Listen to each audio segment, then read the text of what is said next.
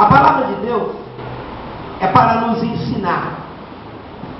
E todos os dias, todos os cultos aqui, nós temos pregado, que a palavra aqui é pregada mesmo, e as pessoas têm aprendido. Mas nós temos que aprender e colocar isso em prática. Se eu não aprender e colocar isso em prática, isso não presta, não serve para nada.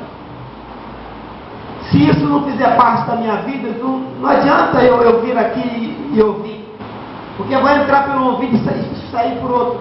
E se eu não ouvir e procurar praticar, eu vou ficar fraco na fé. Eu não vou poder resistir o diabo quando ele se levantar contra a minha vida. Porque a Bíblia vem nos diz em Efésios 6,10 que você, para resistir o diabo, você tem que se apegar a Deus, se aproximar de Deus. Você tem que, lá em Efésios 6,10, está lá as armas para você lutar contra as hostes do inferno, que são os demônios, que são as coisas que se levantam contra a sua vida. Não tenta lutar com as suas próprias forças, que você não vai conseguir. Não tenta lutar com o seu próprio raciocínio, que você também não vai conseguir.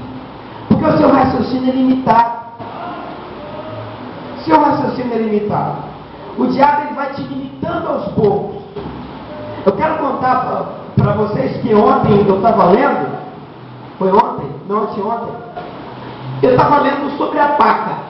O que é a paca? A paca é um roedor. Todo mundo sabe, é um bicho semelhante a uma cutia que vive nas nossas florestas, inclusive aqui no Rio de Janeiro, nessa floresta que nós temos aqui perto, tem muita paca. Então, mas só que ele é um bicho muito arisco. Então, eu estava lendo como é que se faz para servar uma paca. O caçador vê o trilho que ela passa, o caminho dela, daquela trilha, que ela só anda na trilha. E ele vai ali e joga a manga ali. A paca come não a manga, ela come o caroço da manga. Então ela passa todo dia ali e vê a manga. E ela já sabe que ali tem uma manga esperando para apodrecer, e ela vai comer o caroço da manga. Então ela passa dali todo dia para buscar o alimento dela.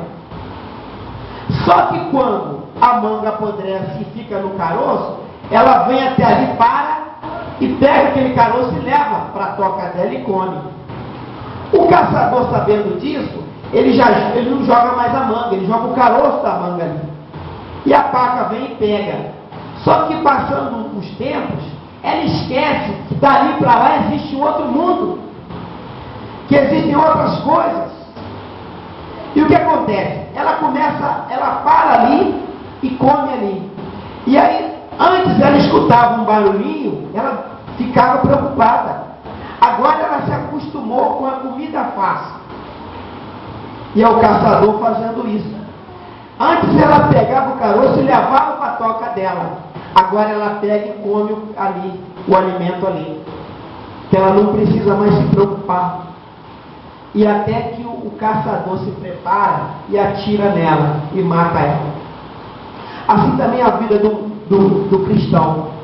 O diabo, ele deixa você viver numa zona de conforto. A zona de conforto da paca era chegar ali, pegar o caroço e comer, se alimentar, para depois ser fuzilada, porque o caçador estava ali esperando para matá-la. O diabo faz exatamente isso com o cristão. Faz com que ele fique na zona de conforto. Está tudo bem. Eu não preciso ir na igreja orar. Eu não preciso participar da escola bíblica. Eu não preciso lutar em oração. Eu não preciso fazer isso, eu não preciso fazer aquilo. Por quê? Porque o diabo deixou o cristão numa zona de conforto. E é nessa zona de conforto que ele vai destruir a sua vida. A mesma coisa aconteceu com a paca. A paca vai ali, no começo ela está arisca, porque isso é o natural dela, vigiando. O cristão ele tem que vigiar o tempo todo. Ele não pode estar numa zona de conforto. Por quê? Porque o inimigo ele nunca descansa. O inimigo ele nunca descansa, ele nunca vai desistir de destruir a sua vida. Então você nunca pode estar nessa zona de conforto.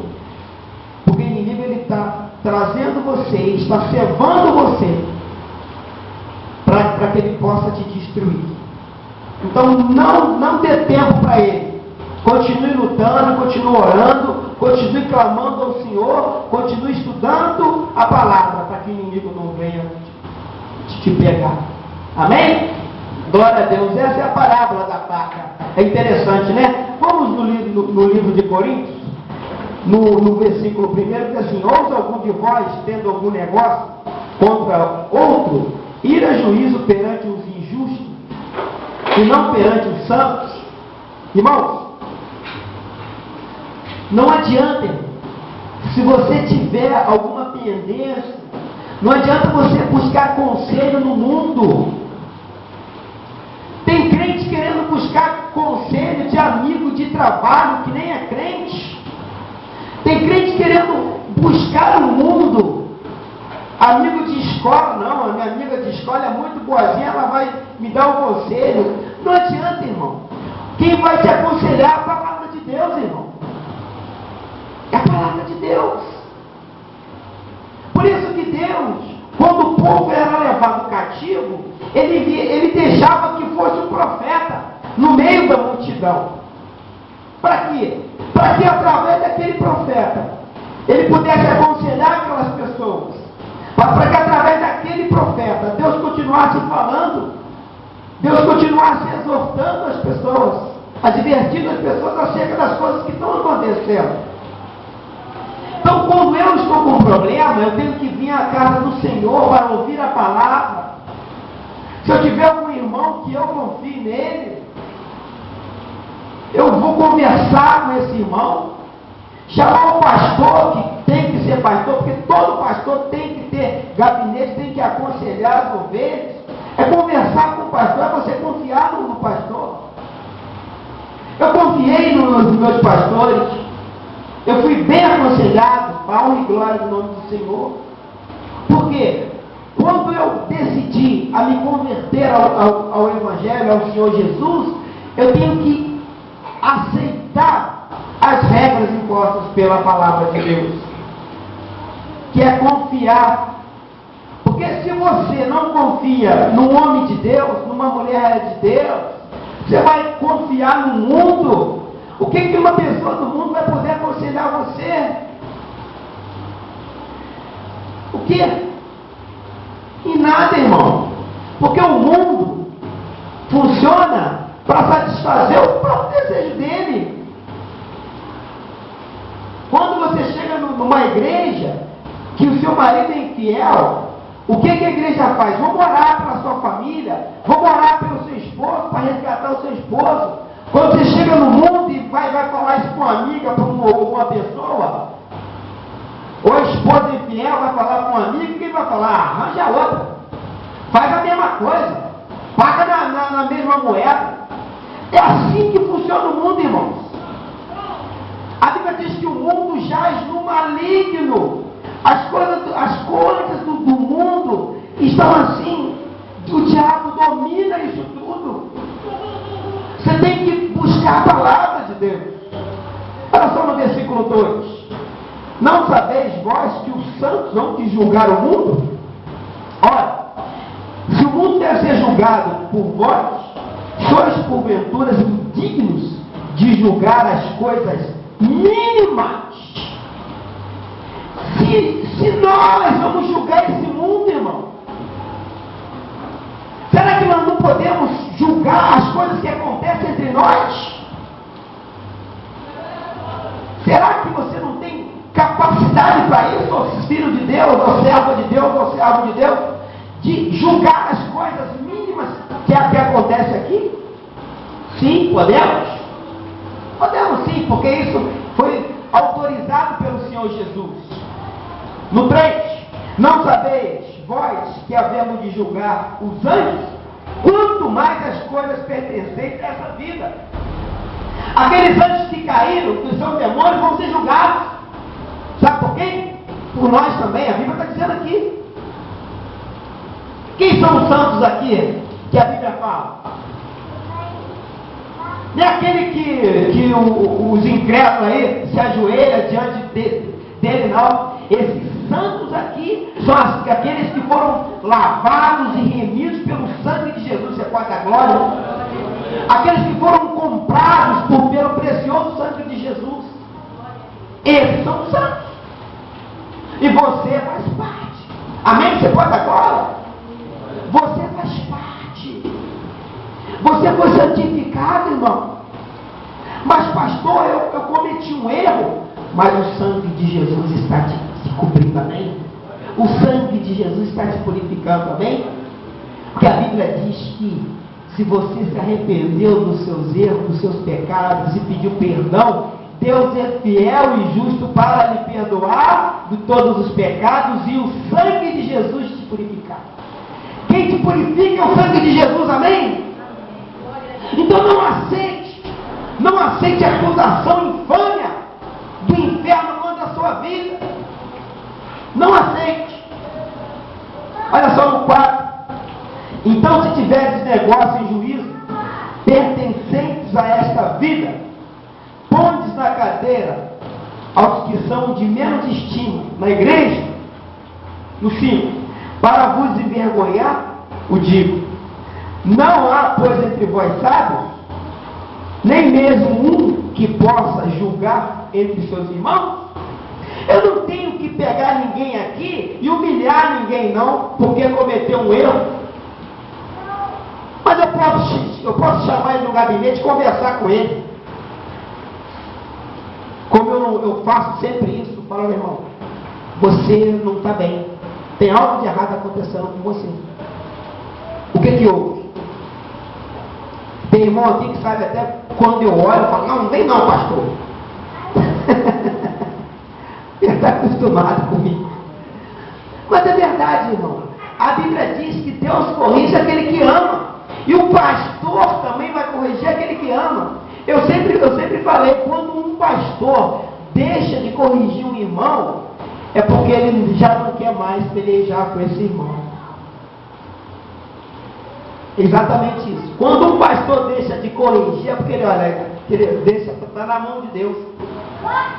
Deixa que Deus trata com ele agora. Porque ele não quer me ouvir. E a verdade é essa. Se eu tentar, o irmão não quiser me ouvir, está entregue na mão do Senhor. Ah, pastor, o senhor vai mandar ele embora da igreja? Não, mas ele vai ficar lá. Deixa Deus falar com ele. Que é Deus que vai fazer a obra. Eu não vou ficar todas as vezes que eu encontro o irmão: e aí, irmão? Você não vai para a igreja? E aí, irmão? Não, eu vou continuar orando por ele. Eu vou continuar clamando ao Senhor. Mas quem vai tratar com ele agora é o Senhor direto. Não vai ser na horizontal, vai ser na vertical. É Deus e ele, acabou. Então você tem que fazer isso. Você não tem que às vezes ficar insistindo com o irmão. Não, irmão, não, irmão. Porque isso você vai ficar cansado, vai ficar exausto. Mas você tem que clamar ao Senhor pela vida dele e falar: Senhor, o Senhor julga essa causa. É o Senhor quem vai julgar essa causa. É o Senhor. Amém? Glória a Deus. Louvado seja Deus. Vem agora no 6. Mas o irmão vai a juízo com outro irmão, e isto perante infiéis. Como é que pode, irmão? Como é que pode um irmão ir julgar o outro irmão perante os infiéis? Ah, eu tenho um problema com o irmão, eu vou chamar uma pessoa que é infiel, que não crê em Jesus, para julgar o irmão aqui? Não é melhor eu chamar ele e conversar com ele? Ô irmão, em nome de Jesus, eu vou conversar porque eu te amo, eu vou conversar com você, porque por causa disso. Tem que ser assim, irmão. A igreja não pode permitir que isso aconteça, para que Satanás não venha dominar, irmão. Satanás tem dominado muitas pessoas que estão na igreja. Por quê? Porque há segredo, há coisas ocultas no coração. Satanás trabalha no ocultismo. Como eu falei na escola bíblica. A palavra diz que você não pode acender uma lamparina e colocar debaixo da mesa, mas em cima. Hoje, quando falta luz, você não pode pegar essa luz de emergência que a gente tem, né? Hoje seria a lamparina do passado. Essa luz de emergência que vende aí nas lojas, você não vai pegar e botar embaixo da mesa, que não vai clarear a casa. Mas quanto mais alta ela tiver, mais luz ela vai ter. Amém? O irmão aqui que mexe com esse negócio de elétrica, ele sabe disso, não é isso, não é verdade? Porque você acha que o poste tem a luz lá em cima? Se colocar aqui embaixo, não vai dar. Pede o menino para falar mais baixo aí. Entendeu? Louvado seja Deus. Vem aqui no 7, na verdade, já realmente uma falta entre vós. Tedes demanda uns com os outros, porque não sofreis antes injustiça, porque não sofreis antes o dano. Então, irmãos, a gente não pode estar em falta um com o outro. Irmão não pode estar em falta um com o outro. O que é isso? Isso causa divisão, causa separação. A igreja não pode viver dessa forma. A igreja tem que se abraçar, irmão. Porque o Espírito Santo, ele não quer divisão. Ele não quer separação. A gente não pode permitir que isso aconteça. Quando uma pessoa do mundo vem para a igreja, olha, eu quando me converti, eu me senti amado. Porque eu vim derrotado. A primeira coisa que eu recebi foi um abraço. Aí quando alguém chega na igreja, às vezes, todo mundo conversa entre si, e o irmão que está precisando de um apoio, de uma atenção, fica lá no canto sentadinho assim, ó. Parece que deve estar com frio. Porque as pessoas não vão lá e abraçar essa pessoa. Aqui não acontece isso, acontece? Não. Porque você tem que estar disposto a dar para aquela pessoa o que você recebeu de Cristo. A irmã estava passando por mim com a filha dela, um pouco adoentada. Primeira coisa que eu fui fazer, colocar a mão sobre a cabeça dela e orar, repreender aquela enfermidade. E a irmã falou, fui em outra igreja, ninguém quis colocar a mão sobre a minha filha e repreender a enfermidade. Que Cristo é esse que habita em você? Se você não faz aquilo que Cristo ordenou que você fizesse, em meu nome vocês colocarão a mão sobre os enfermos. Se há alguém enfermo, a tua atitude de crente é colocar a mão sobre aquela pessoa e orar. Mas sabe por que às vezes as pessoas não fazem? Porque falta fé. Porque falta fé, o próprio Jesus disse: homens de pouca fé, até quando eu ficarei convosco? Até quando? Até quando a palavra de Deus é importante na sua vida? Até quando a palavra de Deus surte efeito na sua vida? Para que você possa fazer segundo a vontade do Senhor. Se você não tiver fé, você não vai ver a glória de Deus sobre a tua vida. A Shekinah do Senhor, que é a glória de Deus, não vai descer sobre a sua vida. Porque se você não tiver fé, você não vai alcançar ao Senhor. Porque você alcança Deus através da fé. Como diz Hebreus 11, versículo 1, que a fé é a certeza das coisas que não se vê e convicção de fatos que se esperam. É assim que você vai alcançar. É assim que você vai conquistar a sua vitória. Você pode dar glória? É assim que o Senhor vai poder se manifestar na sua vida. Louvado seja Deus. Aleluia. Glória a Deus. 8. É 8 ou 7? Mas vós mesmos fazeis a injustiça e fazeis o dano entre isto aos irmãos. Nós às vezes somos injustos e causamos dano entre os irmãos, Aqui não acontece isso não, mas tem igreja que o irmão chega, o irmão pega, vai jogar pedra nele. Igreja não é lugar de conserto, irmão. Igreja não é lugar que a gente acolhe as pessoas, abraça e ajuda. Como é que esse mesmo local você vai apedrejar o irmão?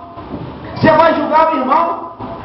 Por isso que eu sempre falo, não importa o que o irmão esteja fazendo, ore por ele.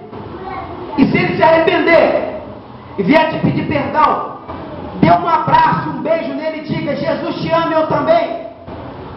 A igreja é para edificar, não para desmoronar com a vida dos outros, não para acabar com a vida dos outros. Então, se você pecou, se você errou, você se arrependeu, Deus te perdoa. E você também não tem o direito de julgar e crucificar ninguém, porque só um é juiz, o Senhor. Ele é quem julga. Amém? Louvado seja Deus. Vem no 9. Não sabeis que os injustos não hão de herdar o reino de Deus? Olha só, se você tem alguma coisa, vamos supor, o esposo tem alguma coisa com a esposa, vai no mundo pedir conselho? Vai pedir conselho a alguém que vai ser julgado. Se a esposa tem alguma coisa com o esposo, se o amigo tem com o irmão tem com outro irmão, vai no mundo? Aqui não fala esposa, aqui fala irmão, sabe por quê? A minha esposa é minha irmã Elizabeth, ela é minha irmã. Todos aqui somos irmãos, porque a Bíblia não diz, quando perguntaram para o Senhor Jesus, quando aquele homem morreu, que tinha uma esposa, que aí não deixando descendente, aquela mesma mulher se casou com outro homem, e aí aquele morreu também, não deixando descendente, casou com outro, e todos morreram. Ela vai ser esposa de quem lá em cima? O que foi que Jesus falou? Não vai ser de ninguém, porque nem se casarão, nem se darão em casamento. Então serão os irmãos. Amém? A minha esposa lá na glória não vai ser minha esposa, vai ser minha irmã. Então aqui eu não posso ter um problema com ela e ir no mundo procurar conselho do mundo. No mundo em geral, irmãos. No mundo em geral. Porque tem muito psicólogo aí do mundo que não está dando bom conselho, não. Eu conheço um montão de psicólogos, vocês não têm ideia, que até me ligam para conversar comigo, que coisas misericórdia. Então, irmãos, quem é o maior conselheiro? É a palavra, é o Senhor Jesus. Mateus 11, 28. Vinde a mim todos que estão cansados, sobrecarregados, que eu vos aliviarei. Tomai sobre vós o meu jugo e aprendei de mim, que sou manso e humilde de coração. Sabe quando falou isso? Não foi o pastor Sérgio, não. Não foi o irmão Marcelo, não. Sabe quem foi? Foi o Senhor Jesus. Ele que falou que você tem que procurar conselho com Ele. Amém? Você pode dar glória, igreja? Aleluia. E diz aqui, no 11. 10. Perdão. Não erreis, nem os devassos, nem os idólatras, nem os adúlteros, nem os efeminados, nem os sodomitas, nem os ladrões, nem os avarentos, nem os bêbados, nem os maldizentes, nem os roubadores herdarão o reino de Deus. Olha, gente, o que a palavra diz. Não sabeis, não erreis, nem os devassos. O que é uma pessoa devassa? O que é uma pessoa devassa? É uma pessoa sem modo, que faz um monte de coisa errada. Não tem aí uma bebida alcoólica com o nome de devassa? Né? Nem os idólatras. O que é idolatria? É adorar aquilo que se diz Deus. Como eu falei, tem muito crente aí adorando fitinha, Isso é idolatria.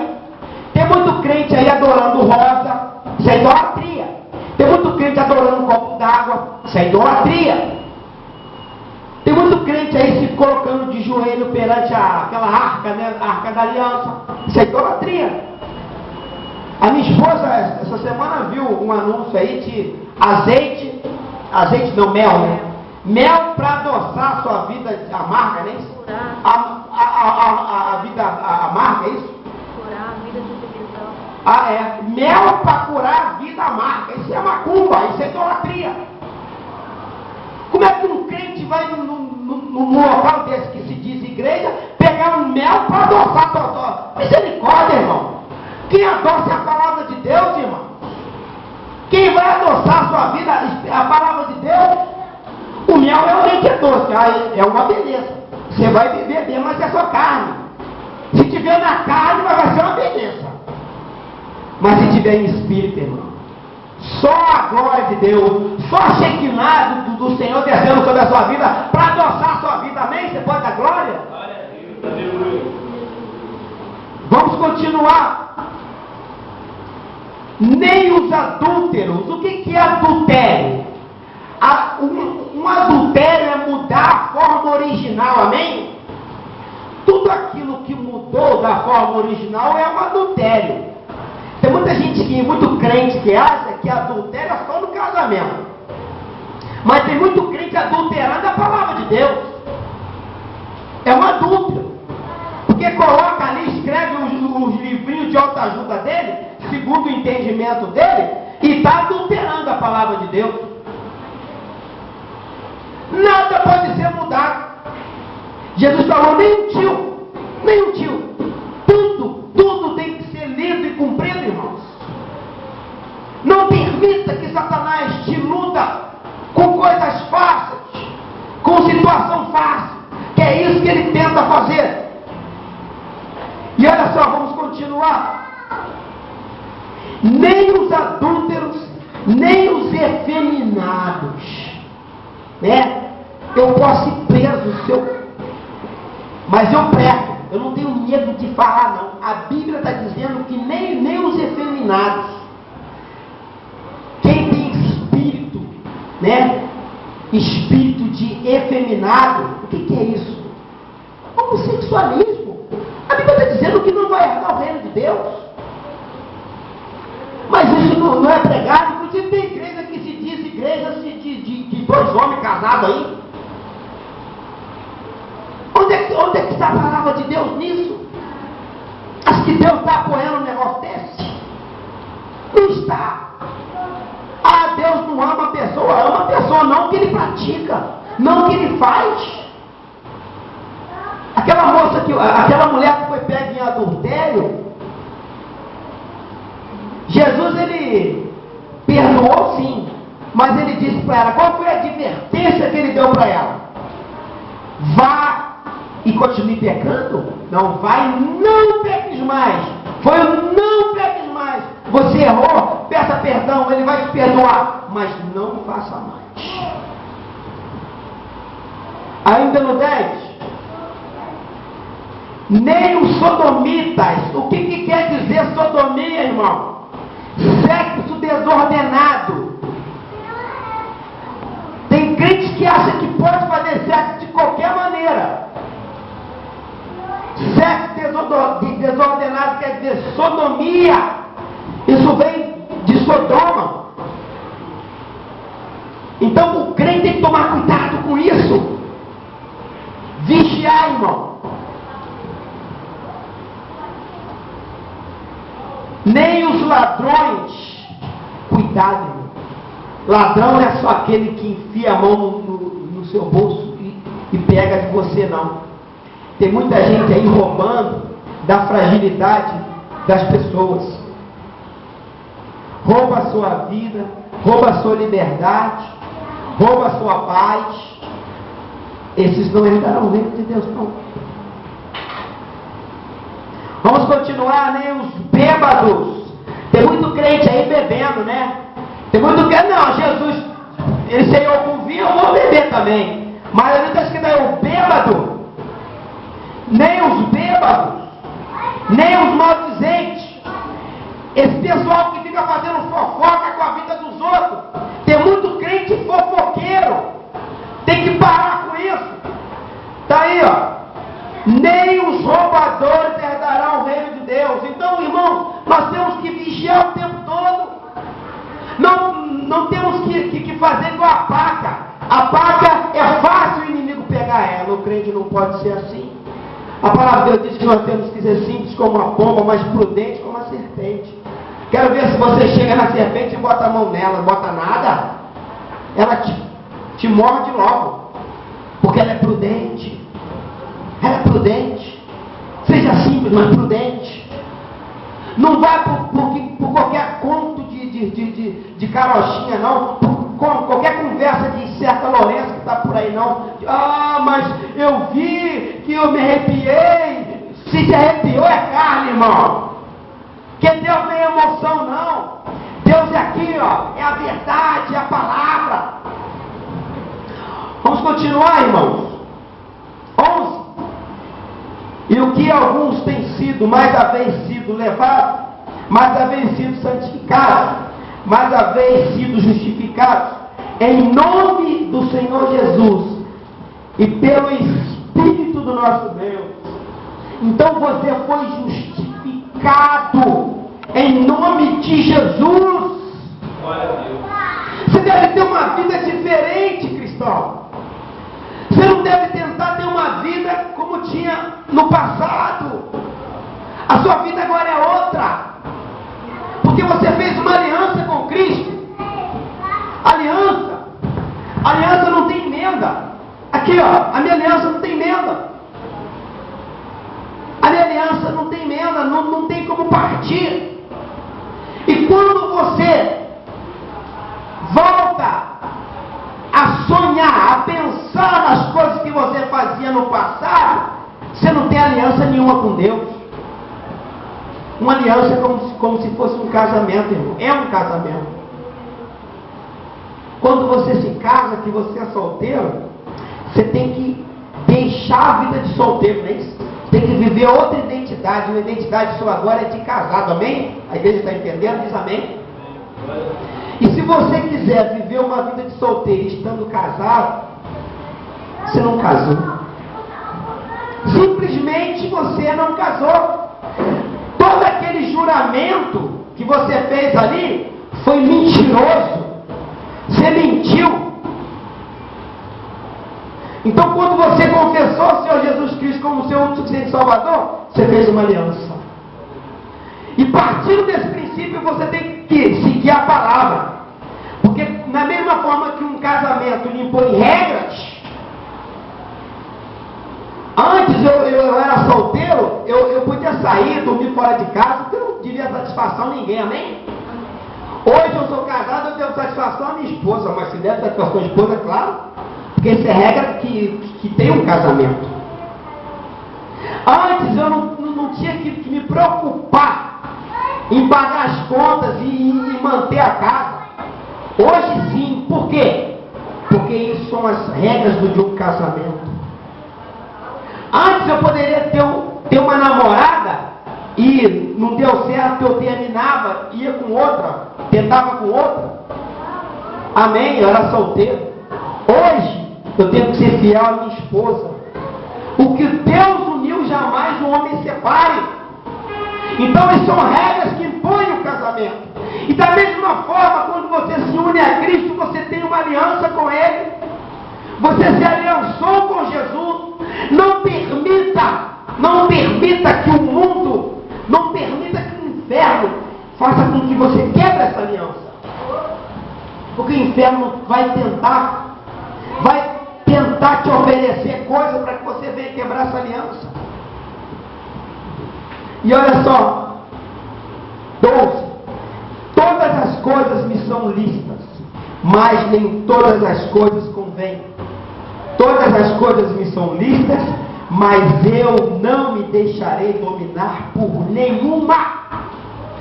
Tudo aquilo que está ao meu alcance, eu posso ter, eu posso usufruir, eu posso usar, eu posso provar, mas não devo.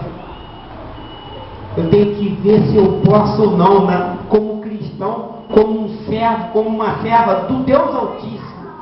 Como uma pessoa que nasceu de novo, segundo João 3. Eu não posso me enveredar por qualquer caminho, porque isso vai me levar à destruição. Eu vou colher aquilo que esse caminho que eu estou percorrendo, eu vou colher tudo isso. Gálatas 6:7. Tudo que você plantar, você colhe. Então, irmão, cuidado. Cuidado com o que você tem pensado, cuidado com o que você tem planejado para a sua vida. Louvado seja Deus, aí no 13. Os manjares são para o ventre, e o ventre para os manjares. Deus, porém, aniquilará tanto um como os outros. Mas o corpo não é para a prostituição, senão para o Senhor, e o Senhor para o corpo. Irmão, seu corpo pertence ao Senhor porque foi comprado. A partir do momento que você faz uma aliança com Cristo, o que diz lá no livro de 1 Coríntios, se não me engano, 7, mais um pouco à frente, que vai falar sobre o casamento, onde o corpo do marido não pertence a ele, sim à esposa, e o corpo da esposa não pertence a ela, mas sim ao marido. Da mesma forma, nós não pertencemos a nós mesmos, pertencemos a Cristo, amém? Você pode dar glória? Você pertence a Cristo, diz amém. Você pertence a Cristo. E diz aqui no 14, ora, Deus que também ressuscitou, o Senhor nos ressuscitará a nós pelo seu poder. Você crê no poder de Deus? Você crê que Deus vai te ressuscitar? Senão você está seguindo o Evangelho em vão. Se você não crê na ressurreição, se você não crê que Deus vai te ressuscitar, se você não espera isso, você não se converteu. E diz aqui no 15, não sabeis vós que os vossos corpos são membros de Cristo? Tomarei, pois, os membros de Cristo e faloeis membros de uma meretriz? Não por certo. Não, irmão. Eu não vou tomar o meu corpo, os membros, todos os membros aqui pertencem a Cristo. Então, se eu usar a minha mão para fazer coisa errado, não posso. Se eu usar o meu olho para fazer coisa errada, eu pequei. Se eu usar os meus pés para caminhar por caminhos errados, eu pequei. Todos os meus membros pertencem a Cristo. Então tudo que eu fizer a partir do momento que confessei Jesus é para glorificar a Cristo. Você pode dar glória? Não é para glorificar o homem, não é para glorificar a Cristo, a Jesus Cristo. E diz aqui ainda, vamos lá no livro de Romanos, volta um pouquinho, 12:5. Aleluias, glória a Deus. Olha o que a Bíblia vai dizer.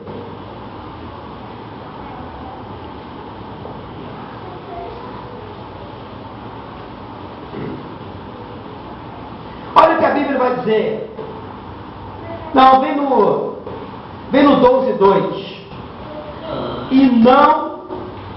E não vos conformeis com este mundo, mas transformai-vos pela renovação do vosso entendimento, para que experimenteis qual seja a boa, agradável e perfeita vontade de Deus.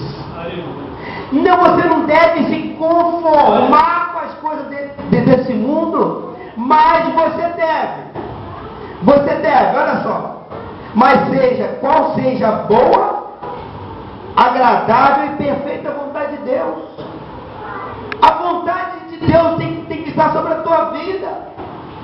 Não é isso que você fala, não vivo eu, mas Cristo vive em mim. Mas como é que Cristo vai viver em você se você usa os seus membros para prostituição, para coisa errada? Não pode, irmão.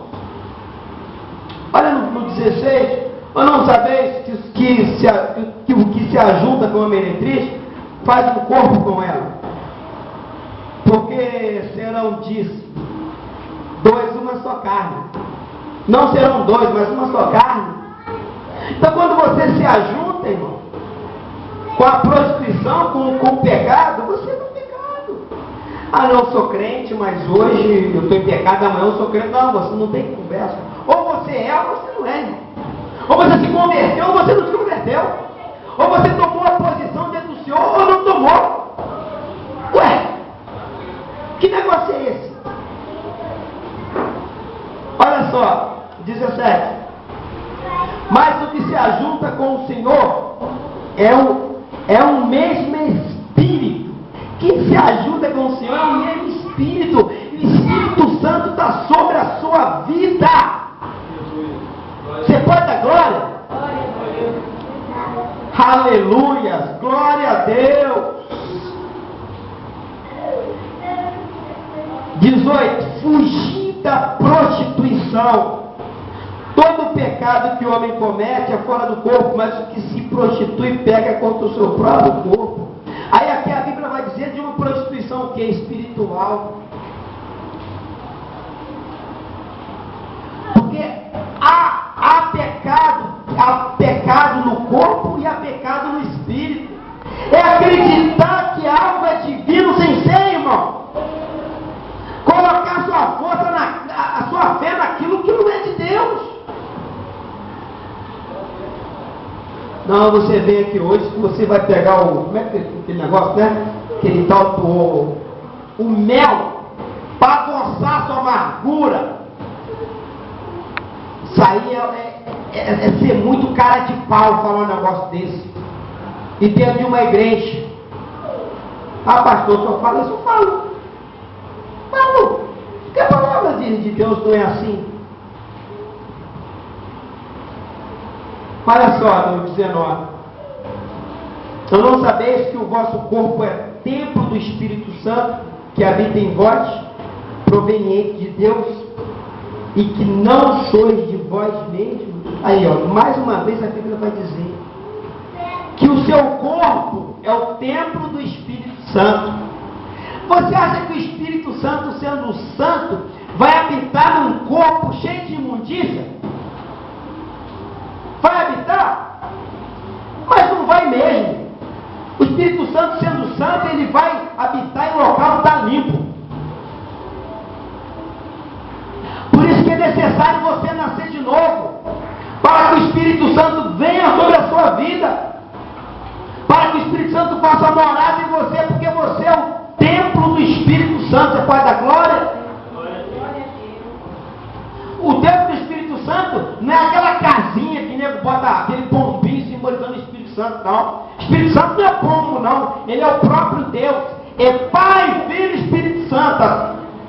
Ele é o próprio Deus. E ele não tem forma de pedra, nem de pau, nem tão pouco de pombo. Nem tão pouco de pombo. Eu não vou pendurar um pombinho no peito e dizer que é o Espírito Santo. Porque a Bíblia diz que Deus é incomparável. Vou comparar Deus ao quê? A pomba, a pedra, a pau, nada disso. É idolatria. Idolatria. A palavra de Deus, ó. Palavra de Deus.